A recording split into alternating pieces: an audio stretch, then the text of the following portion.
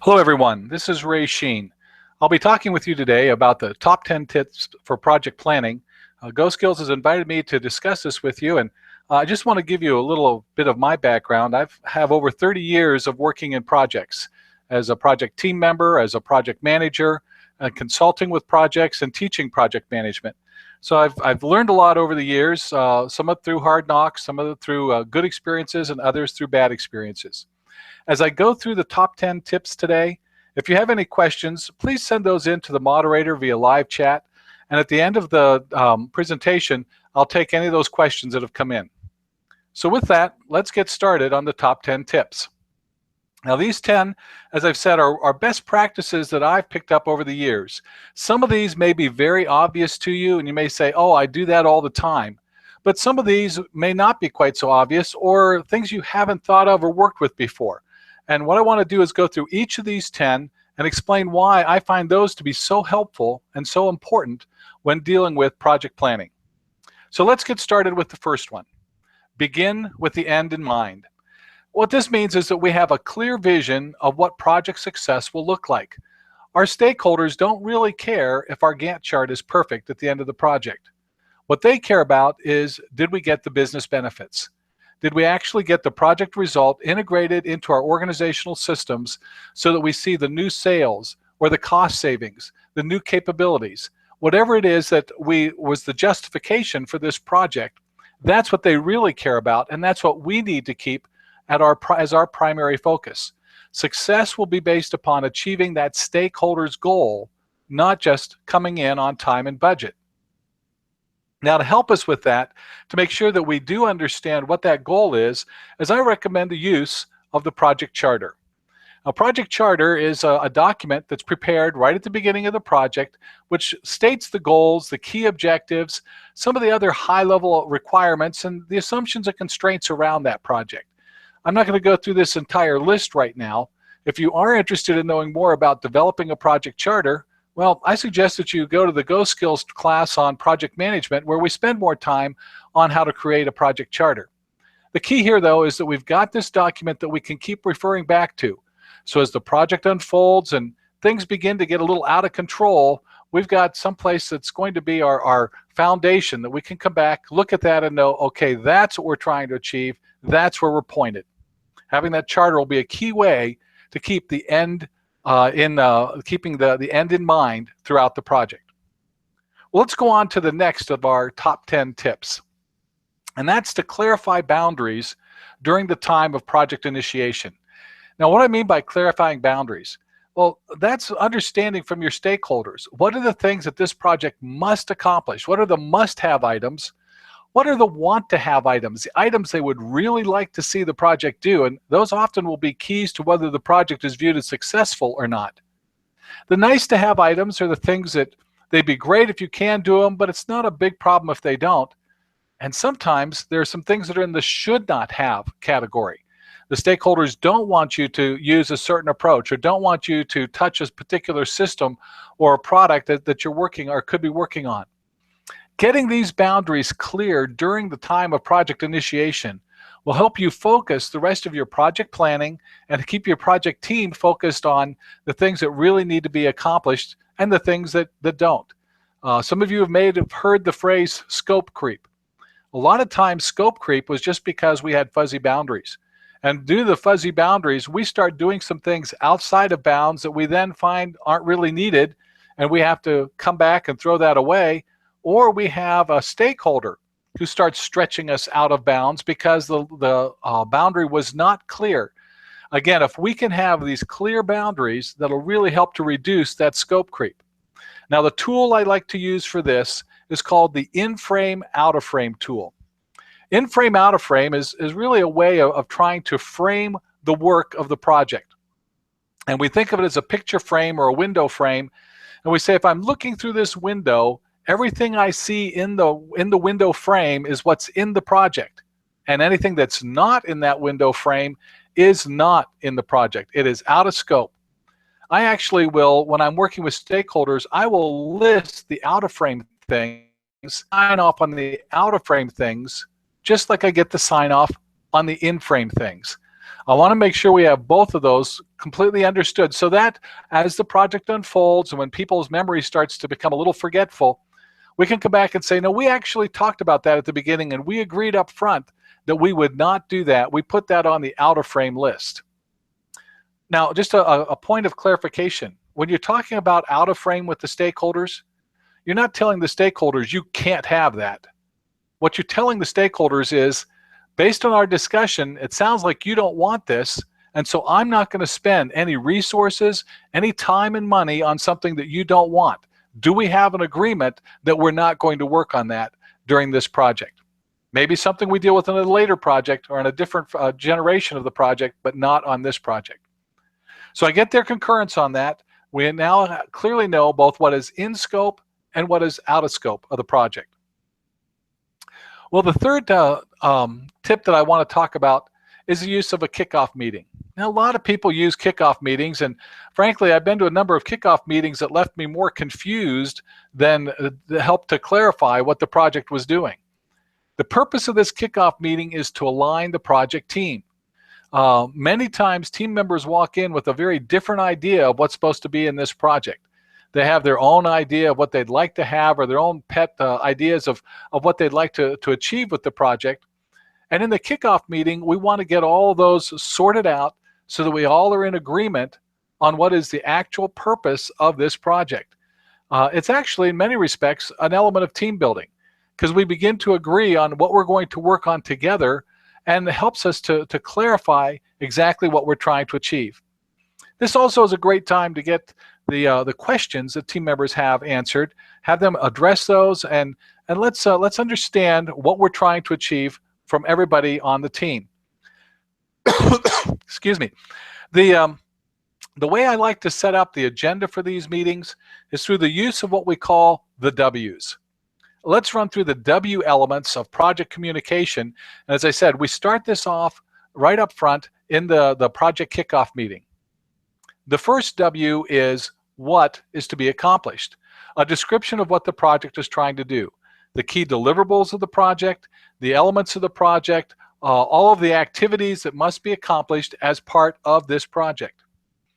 Well, the second thing we then have is the why. What's the rationale for this project?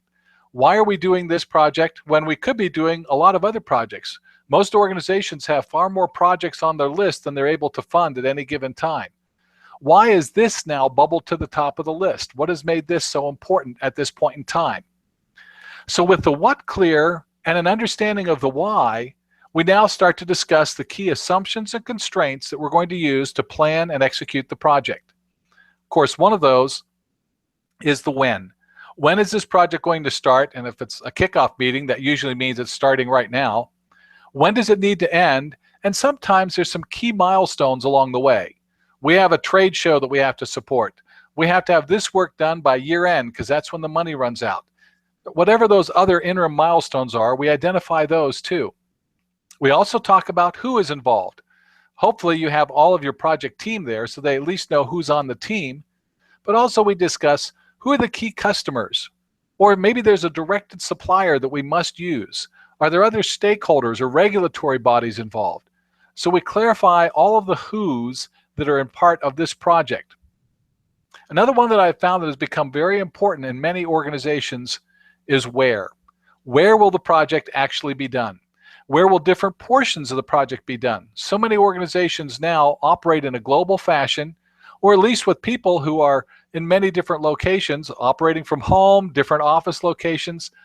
Where is that work going to be accomplished? So again, people can plan their elements to be done in the appropriate places. The last W is how. I know you're going to say, wait a minute, that doesn't start with a W. I know there's a W at the end though, so we still include it. How is any other constraints on how the project should be planned or executed. Do we have to follow a particular procedure? Do we have to meet a set of criteria? Do we have to live within a certain budgetary constraint? Are there other assumptions and constraints that will dictate how this project should be done? Now, incidentally, sometimes there isn't a clear how, or sometimes the where doesn't matter. And that's fine. It's okay if some of those W's are open-ended. That just says I have more flexibility in the planning. But if there is a W that will dictate how this project should be run, we need to get that in front of everyone so that all the team members understand that and that they're building their portions of the project plan and executing the project with those W's in mind. Well, that's the first 3 of my top 10 tips. Let's go on to number 4. Number 4 is risk management. And it's that risk management actually precedes doing the final planning. Keep in mind, we're here in the planning phase. And too often I see people create a perfect project plan and then they do a risk assessment at the end. Well, I suggest that you do your risk assessment right up front. All projects have risk. There's always risk in projects. Risk management is about identifying, categorizing those risks, and then, most importantly, implementing the appropriate actions to contain or control the risk. If we wait until the project plan is set and then we start to think about risks, it becomes very difficult to change that plan. It's much harder to change a plan than it is to build the risk response right into the plan right up front. So I identify the key risks that we're aware of just based upon going through the W's, going through the initial project charter. And I already look to address those risks in the plan right from the beginning. As I said, once the plan's set, changing it is very difficult. Now, as you're identifying those risks, there's a lot of different ways you can do your risk management. Every organization seems to have its own plan or its own process for doing that. But one of the things that I found most organizations will use is a risk register. The purpose of the risk register is to keep track of all of those risks, to keep them categorized, to understand what's impacted. Notice the way I use the risk register here. Oh, and by the way, if you want to know more about risk registers, again, I suggest you go to the GoSkills training programs on project management, where we do quite a bit of discussion around risk. Now, if you notice here on this risk register, we have a description of the risk, but my second task is what is the WBS, that's work breakdown structure, what is the task or the area of the project that is affected by that risk? Well, as I start my risk register and I look at that task area, I turn to whoever on the project team is responsible for planning that task, and I say to them right at the beginning, make sure your plan has accounted for this risk. Make sure you've taken it into consideration and you've done the appropriate levels of risk mitigation for that. Of course, then we get into other aspects of the risk register, the impact, the urgency, a priority of that. Lots of different ways of doing that categorization, and most companies will do some kind of a red, yellow, green categorization of the risks. Then we get to the risk response. Excuse me. The risk response needs to be the way that you're going to address it. And again, many times I build that risk response. I try to build it right into the project plan. By the way, if you do that, don't just say, oh, the risk went away. I drop that risk down to the category of what I call a risk that's been addressed. It's normally I'll categorize it as a green risk. It's a very low risk now, and I don't actually consider it a closed risk until we've passed that point in the project. So, excuse me. So use your risk register to help you to understand your risks, to manage your risks, and to plan for those risks right up front. Therefore, you can have them already accounted for in your project plan. Let's go on now to number 5. Number 5 is that uncertainty should be driving your project planning approach. Projects are unique.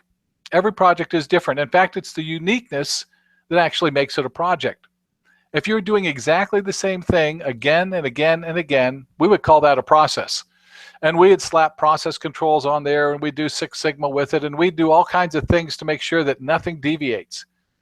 But projects are full of uncertainty. They're full of uniqueness. There are many things that are different than something we've ever done before.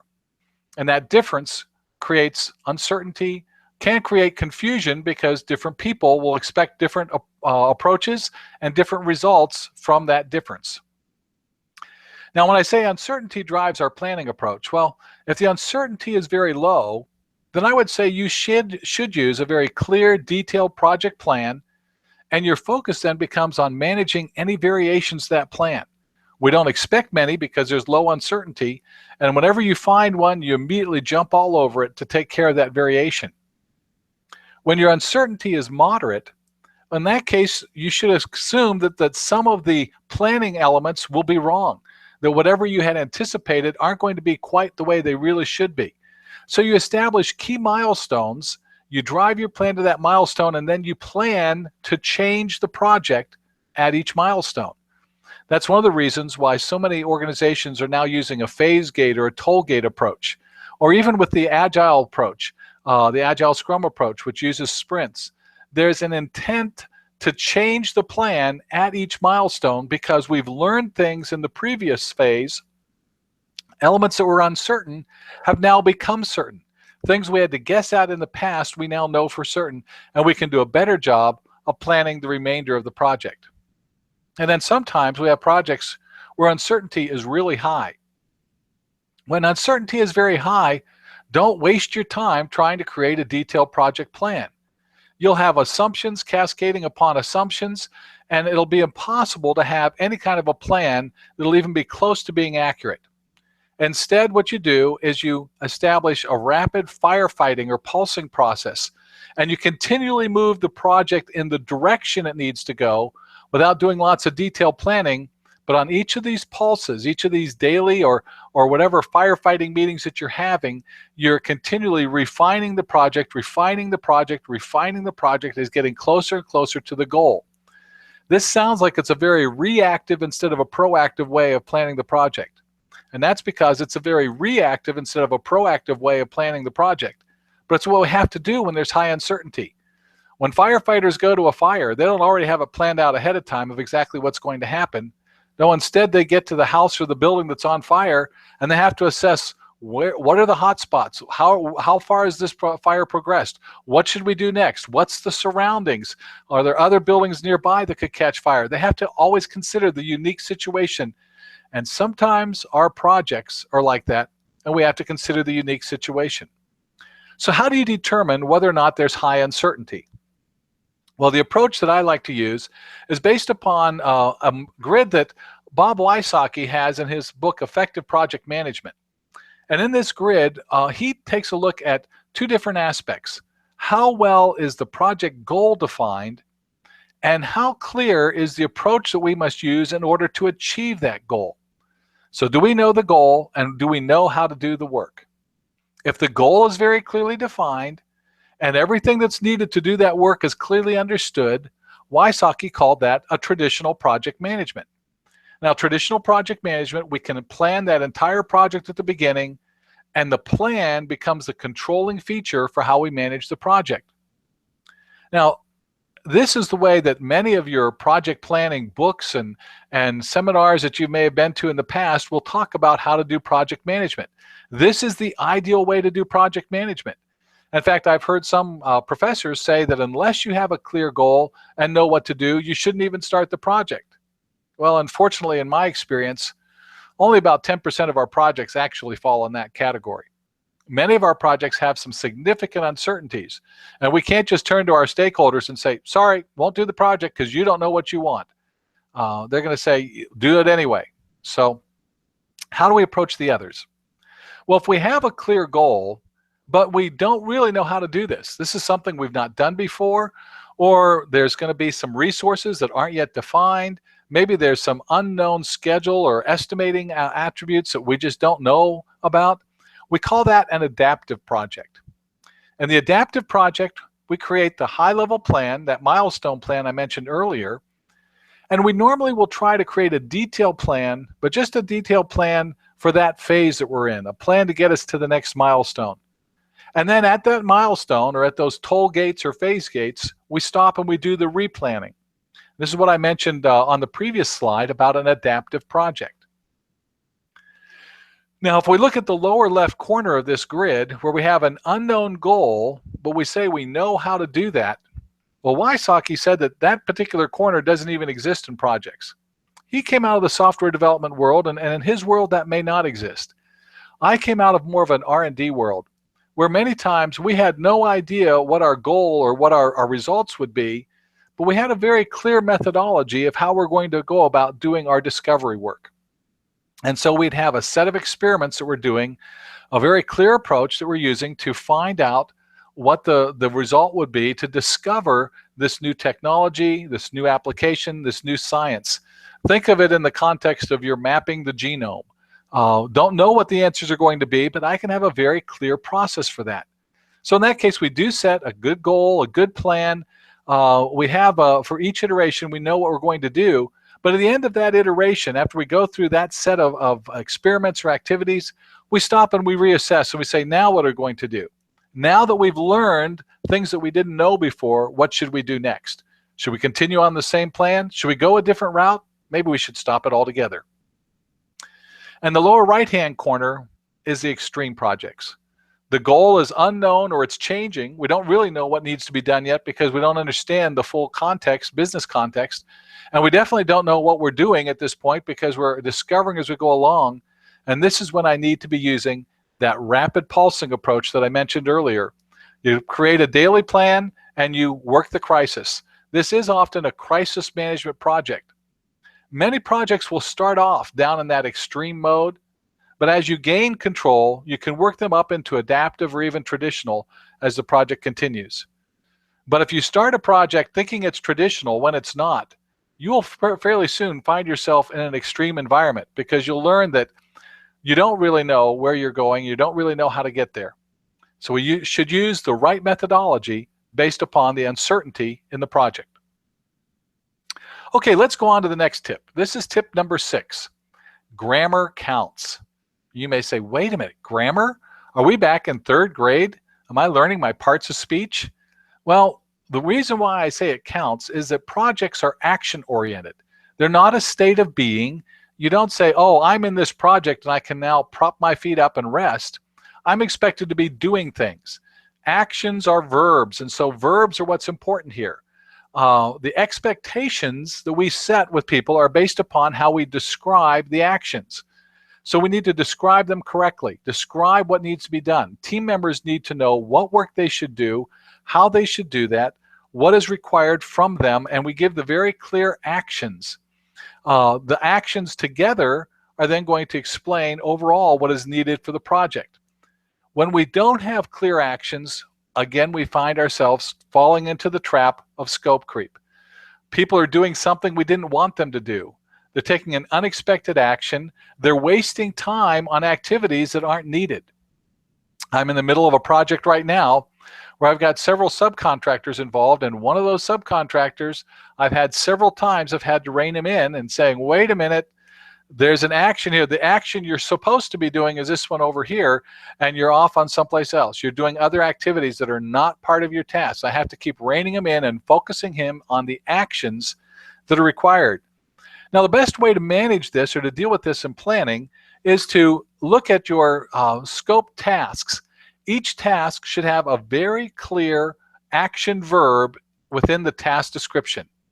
So a good task description is going to have the action described and the completion point or the end point for that action. We do this kind of work up until this point, and at that point we are done. Another way that completion point is sometimes phrased is a definition of done for each activity. So on your project plan, don't write the word test. Instead, what you need to do is you have the action, plan the testing, prepare the test samples, conduct the test, analyze the test results, write the test report. It's clear what are the actions. Otherwise, you just put test up there and everyone has a different idea of what needs to be done. You'll have some duplicated work and some work possibly not completed at all. So that's why we want to make sure that we have these done. We have it clear what is the action that's being done and the end point of how much needs to be done to complete that. Okay, let's go on now to point number 7, which is to have a competent core team. Now you may say, well, of course you have a competent core team. Unfortunately, many times I find that people have been assigned to my project team based upon who's available, not necessarily who's the best person for that portion of the project. Now, just let me clarify what I mean by a core team. I believe that a project, at least a cross-functional project, is best managed by a team of individuals representing the different functions. They're managing that project in the context of their planning the work, executing and controlling that. three of our classic project management activities. The core team members then are wearing two hats. When they're working with the team, they are representing their function in that team, making sure that their functional requirements are identified, functional risks are being managed, functional activities have been accounted for in the project plan.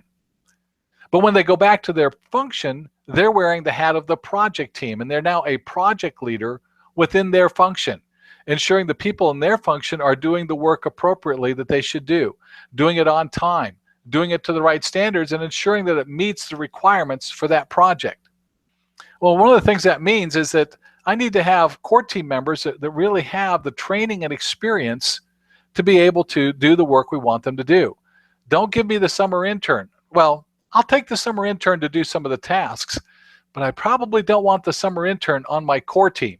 My core team are decision makers. They need to understand project management and understand their function to do that work well. In fact, let's just talk a little bit about that role of each of these different aspects of the project team. Project leader is the person who typically we think of as coordinating the project effort. Now, quite frankly, I would recommend that for large projects, you have a project leader who's experienced and trained. One of the types of training would be to have the PMP certification. It's not the only certification. There's several other out there that are also good. PMP is the one that I personally have, and so I endorse that, and that is one that we have training from GoSkills to help you prepare to sit for that exam. But your project leader on large, complex projects needs to be able to coordinate all those activities, and so they need a broad experience in project management.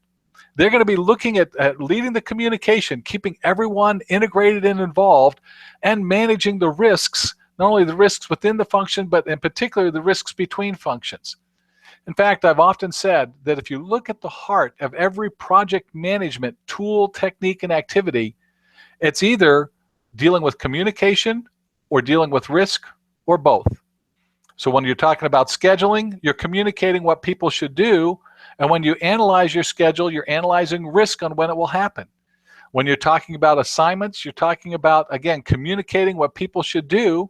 And when you're looking at a roles and responsibility matrix or some other assignment matrix, you're looking at the risk of, do we have the right people to accomplish that work? Whatever kind of project management work you're doing, it keeps coming back to communications and risk. But now we get to those core team members, and this is the piece I'm focusing on, is having that good core team. These people are both subject matter experts, functional leaders, and project leaders leading the project effort within their function. Finally, there are the extended team members, and these are the people who jump on a project to do a couple of tasks or activities. They're not with the project from beginning to end, but they are there, and they are often very crucial, very important individuals to get their piece done, but they just have one piece. Having that core team, though, that can pull together all the pieces, plan them, and ensure that all of them are able to work together is going to be a key for your success of your project, especially in those large, complex projects. Oh, one last point here. On smaller projects, the project leader is often also a core team member for a function. They're wearing two hats, a functional core team member hat and a project leader hat. If you find yourself in that role, be very careful that you don't let the one bleed over into the other. Be clear when you're acting as the functional representative in the core team, and be clear when you're being the core team leader, helping to arbitrate decisions and giving clear communication and direction. Don't confuse those two roles. Okay, let's move on now to number 8. Number 8 is float is your friend. Now, if some of you may not be familiar with the term float, it's also sometimes called slack, buffer. It's extra time that we have for a task or an activity before it must be completed in the project schedule. Projects have a defined start and a defined end point. That's part of the definition of a project. There's a start and an end point. But often there is some tasks that have some uncertainty around when you actually have to start it and when you actually have to complete it. There's a little bit of float, buffer, fluff in the schedule, and I can move that around. The stakeholders, they're concerned about the end date of the project. They're not nearly as concerned about the end date of each task. So as you plan your project task, plan where you're going to put that float.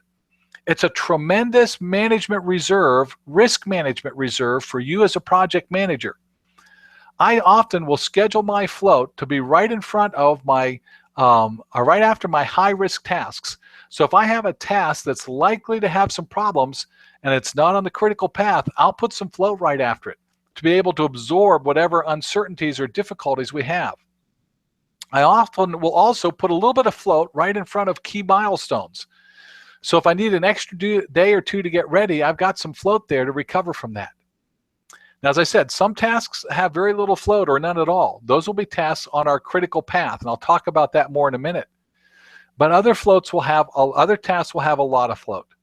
Use that float to resolve your risk issues. Risk issues because of technical problems, or risk issues where you just have some estimates that you think are poor estimates or some significant uncertainty around that estimate. So let's talk a little bit about actually getting that float and using that float. Float is created based upon how you have scheduled your project. And that means the predecessor and successor relationships between tasks, the network diagram you've created, the estimates that you have for each task, and whether those are conservative estimates, aggressive estimates, whatever kind of estimates you're using. And once you have those two together, applying the critical path method of calculation will then give you what your float is. Some tasks will have float. The tasks on the critical path will not have float. At least not unless you give it some float because you have, for instance, inserted some float into the project plan in order to account for high-risk tasks on the critical path. Now, the nice thing about float is that you can move tasks that have float, you can move them backwards and forwards based on the amount of float they have without impacting the end date of the project. So that's why sometimes a task can be late. An estimate could be wrong, and it's not going to be a problem because we have 6 weeks of float around that task. So even if it's off by 2 or 3 weeks, not an issue. My float can absorb it.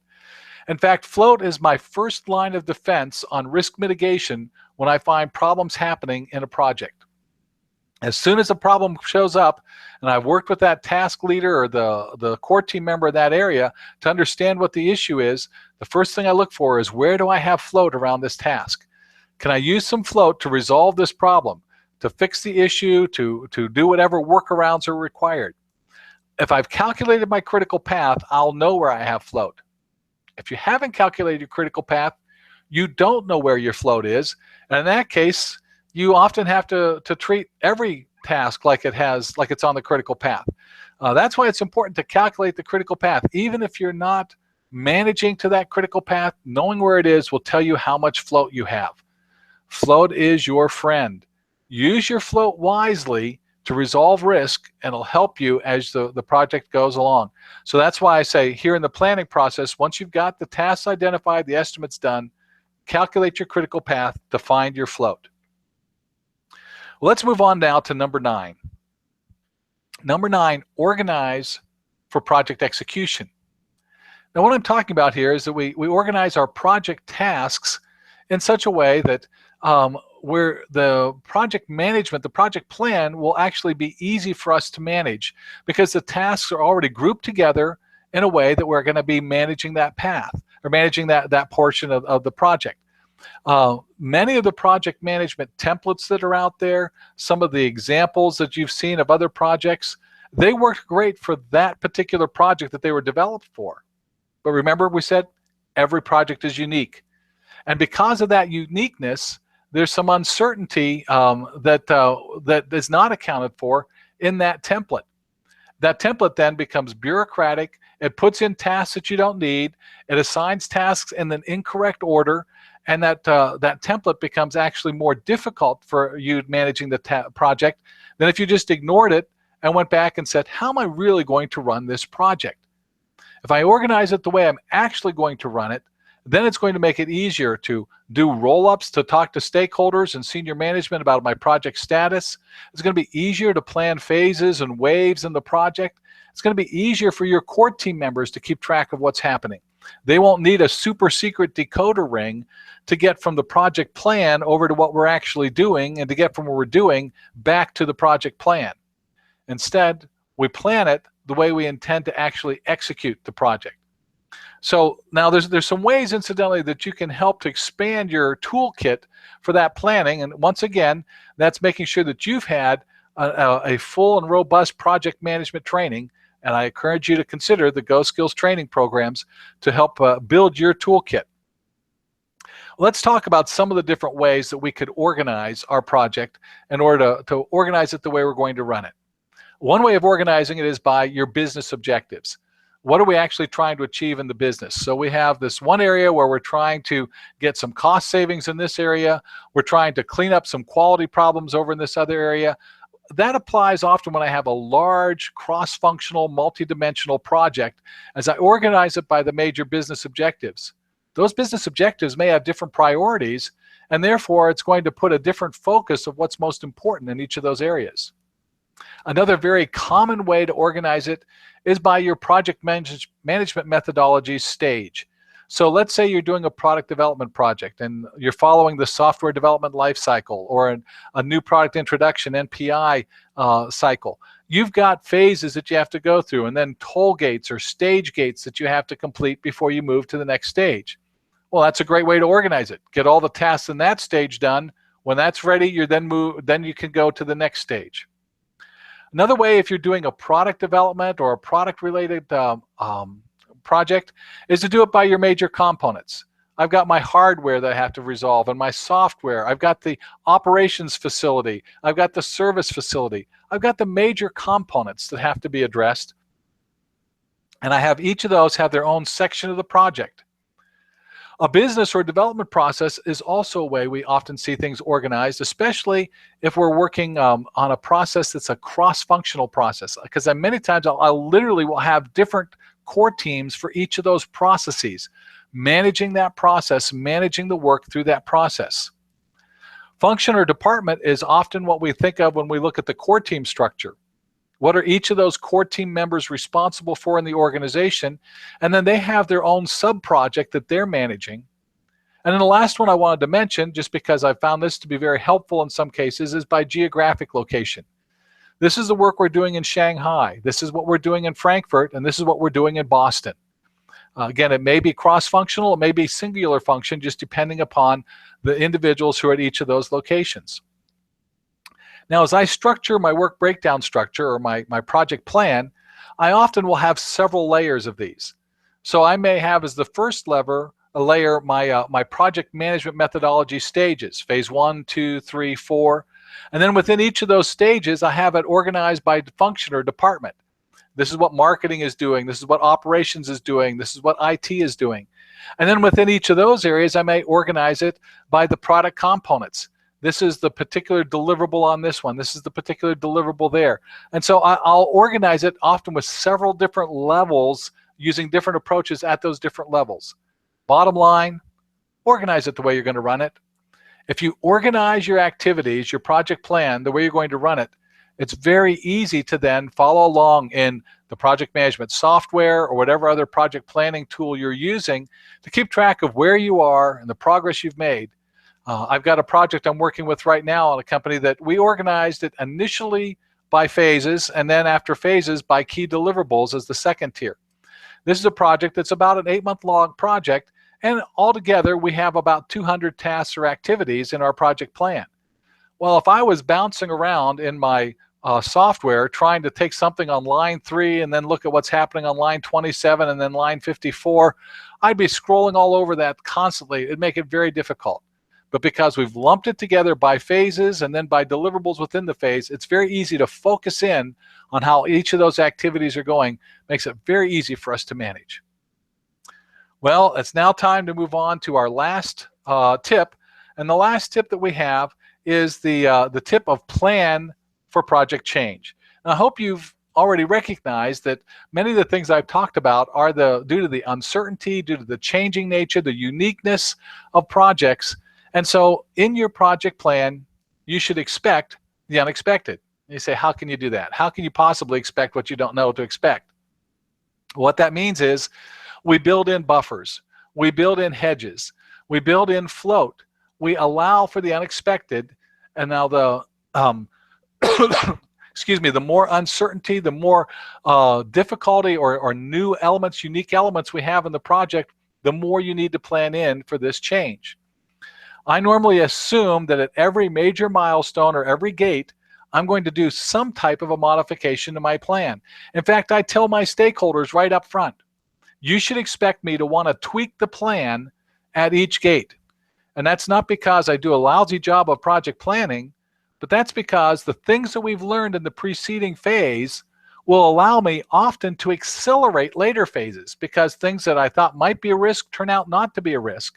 Although in other cases, things I didn't think will be a risk will show up. But I will be tweaking it, and I will be making modifications to improve our ability to achieve your goals and objectives.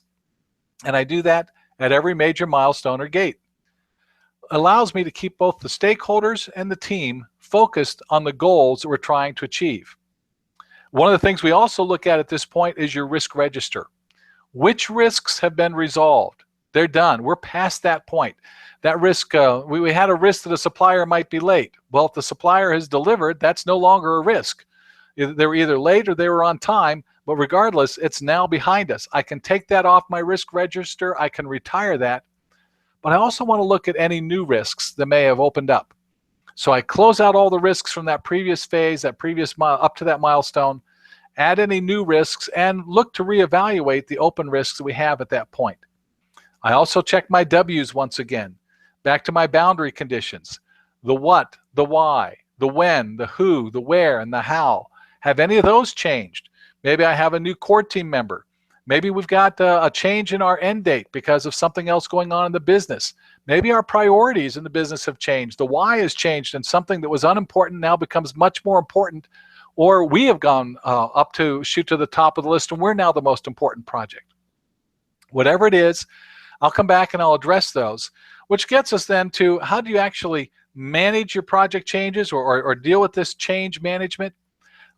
Effective change management is going to be key for you to maintain the integrity of your project plan. If I have effective change management, then people will know that they can trust whatever is in the project plan, that the project plan is up to date and is indicating what should be done, when it should be done, who's going to do it, how they're going to approach it. I never want any of my team members to walk into work in the morning and say, well, gee, should I do what's in the project plan or should I do what's right? There should never be a question. The project plan should always be what's the right thing to do on the project, the right next thing to do. And I need effective change management to ensure that that's the case. I don't like to see project leaders standing up and showing me an old project plan that hasn't been updated for several months. Then I'm fairly certain that they're not actively managing the project at that point. Also, with good change management, we can communicate changing expectations, communicating what is different. There's a new date that's involved. There's a new individual you have to communicate with. Helps us to make sure we have that clear.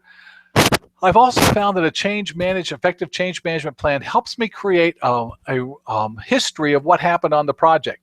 So when it comes time to do our lessons learned, we can look back to see what changed and why, understand what happened there. And sometimes we even need to have an audit trail.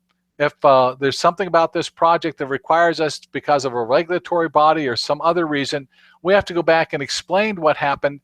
A good change management plan will explain why those changes occurred. They weren't arbitrary, capricious. It wasn't because of some devious or nasty idea on the part of some manager, but there was a sound business reason for why we made that change.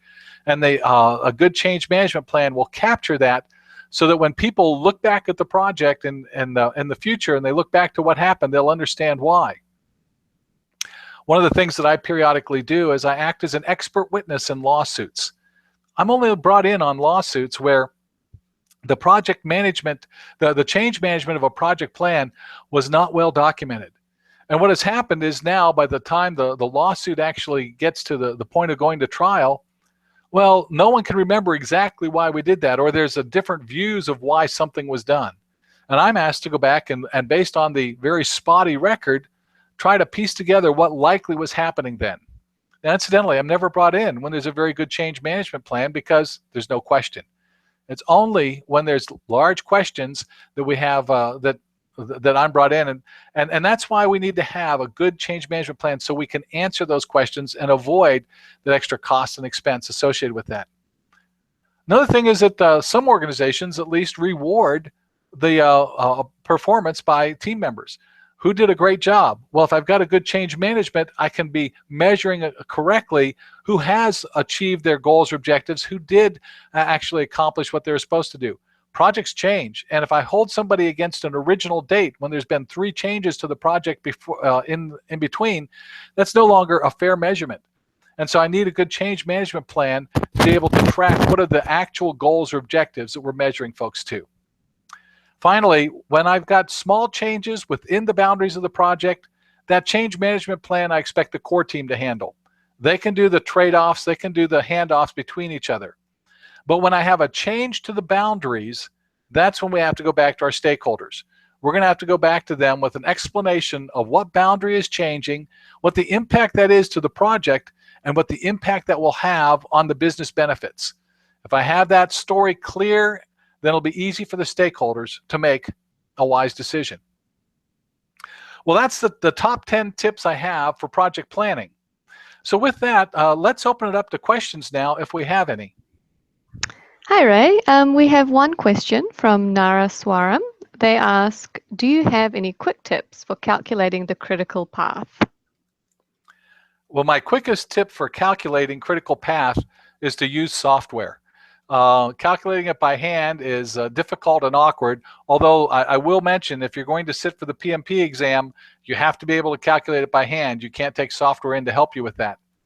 But most of the project management software applications out there will calculate the critical path for you if you connect all of the various activities. You have to create that network diagram where all the activities are connected, and you have to put in a singular estimate.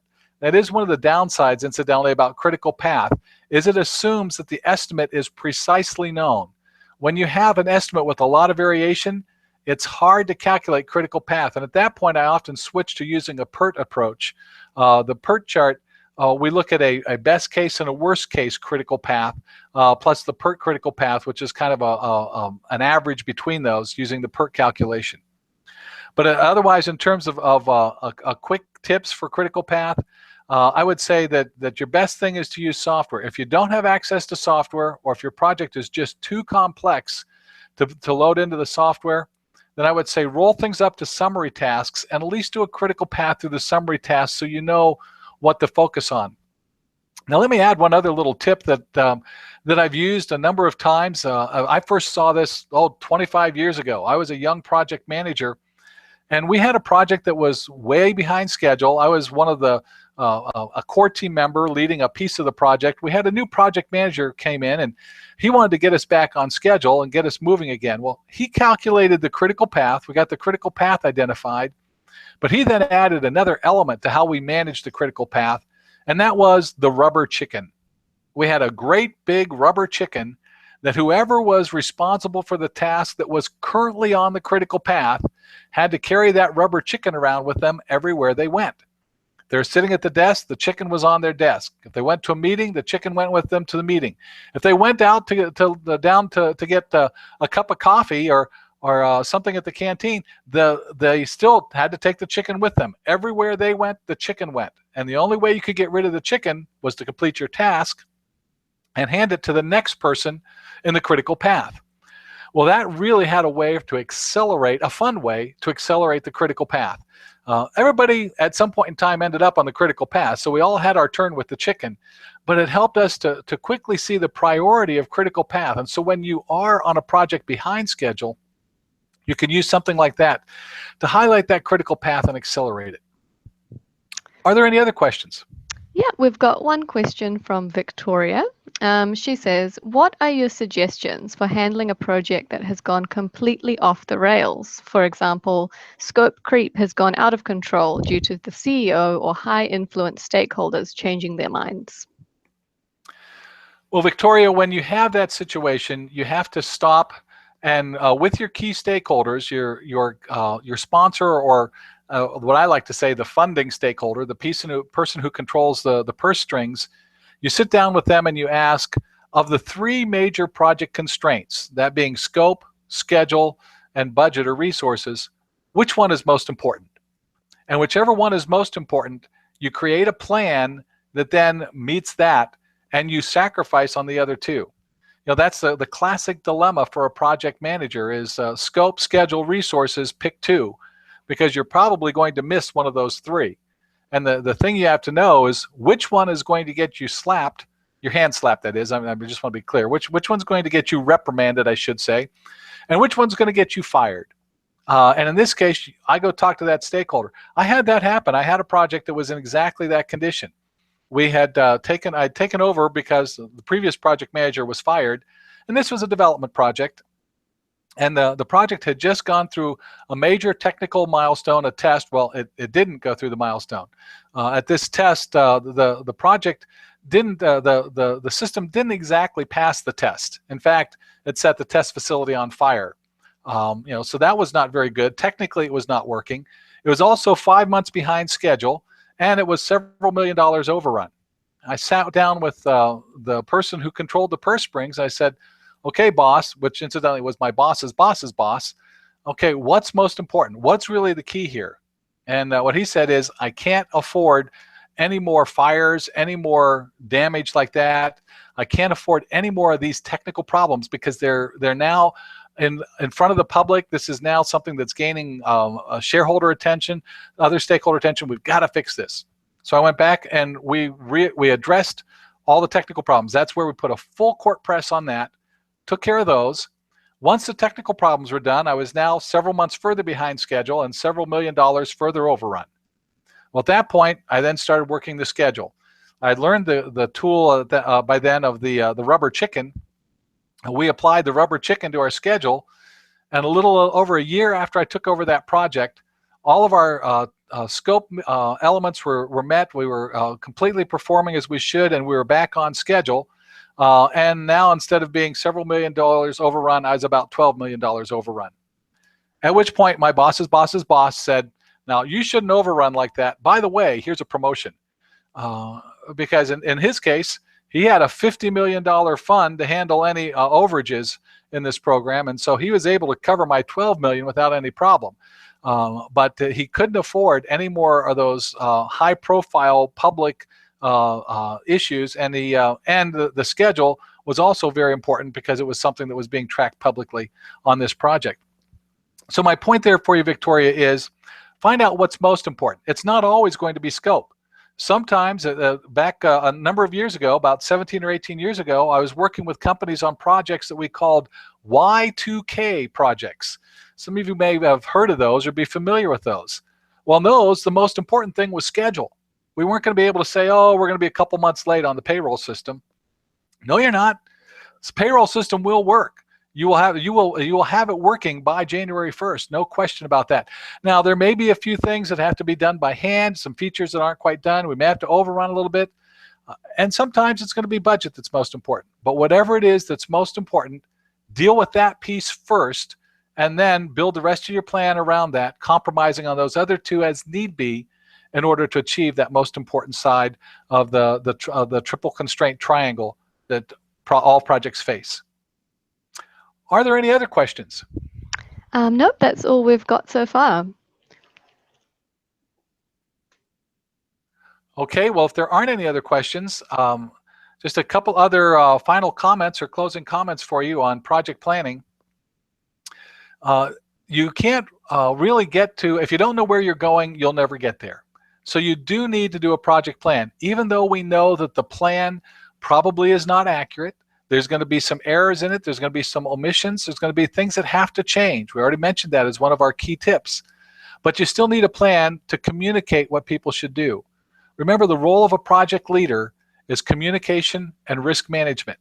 And the plan is how you communicate your expectations, and the plan is how you identify risks. Risks to people being unavailable when you need them, risks to tasks not aligning correctly from a scheduling standpoint, risks to deliverables not being adequately identified and addressed in terms of the work that must be done in the project. Your plan is your risk management and communication tools, and those are the two most important elements for you as a project leader. So even though the plan isn't perfect, you still need that, and you need to get that in your people's hands so that they know what the expectations are, and that you can be working your risk and your communication.